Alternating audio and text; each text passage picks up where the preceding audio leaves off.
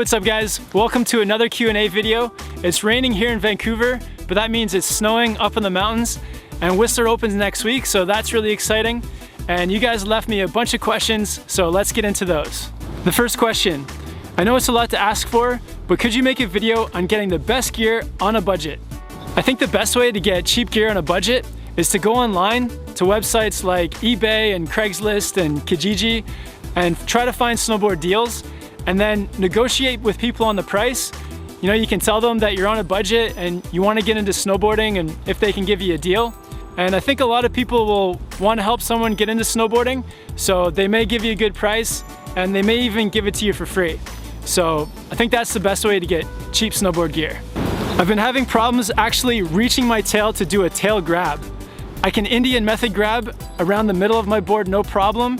It's just reaching the tail that I can't get.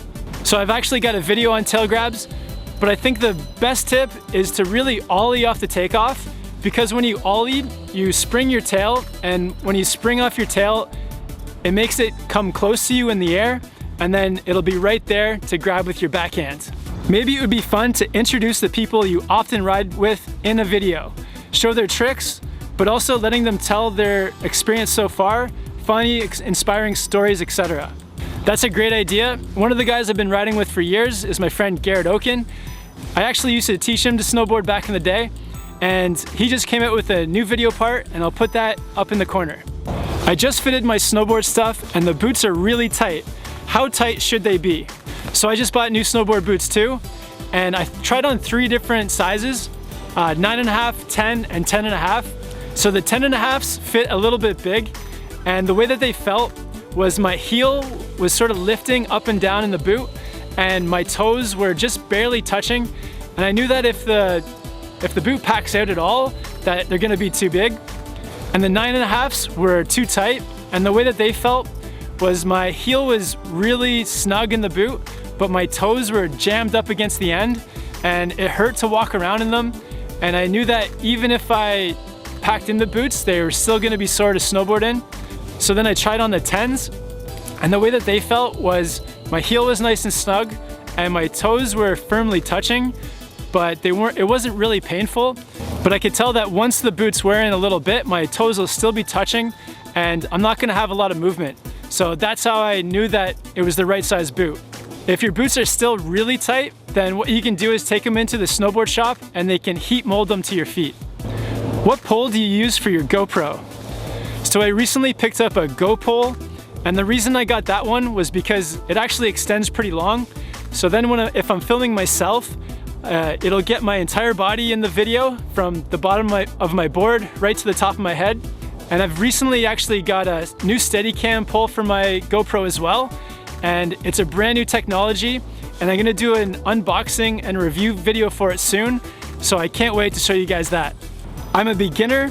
Last week I used the backhand over the tail technique, and I saw in the video that my posture immediately straightened out. I felt smoother and more in control. It was my 4th trip as a beginner, and thank you for the help. So what he's talking about is, if you're a beginner, a tactic you can use is to hold your backhand over your tail, and what that'll do is line your upper body up with your lower body, so you'll have much better balance over your snowboard. The other thing it'll help with is your toe turns, helping them to come around nice and smoothly.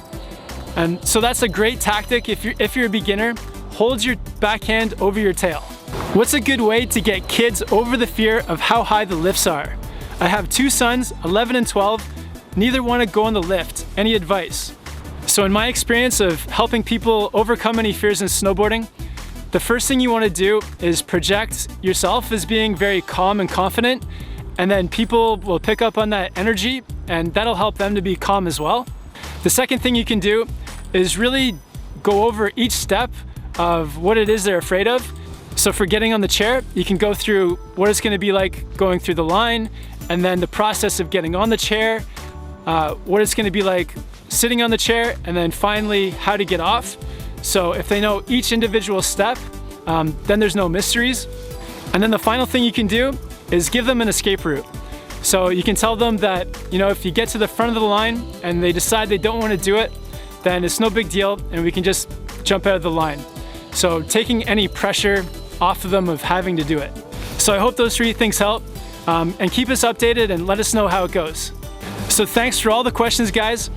Another way to get your questions answered is to leave me an Instagram video question and use the hashtag AskSnowboardProCamp, and that's gonna be the best way to get your question answered for the next week's video. A couple exciting things that are coming up is I'm gonna do an unboxing on that new Steadicam I got, which if you're into filming snowboarding, I think you're really gonna like it. I've also got a new camera coming next week that I'm really excited about, and hopefully I can demo it for you guys on opening day. So until then, have fun out there riding, guys, and I'll see you in the next video.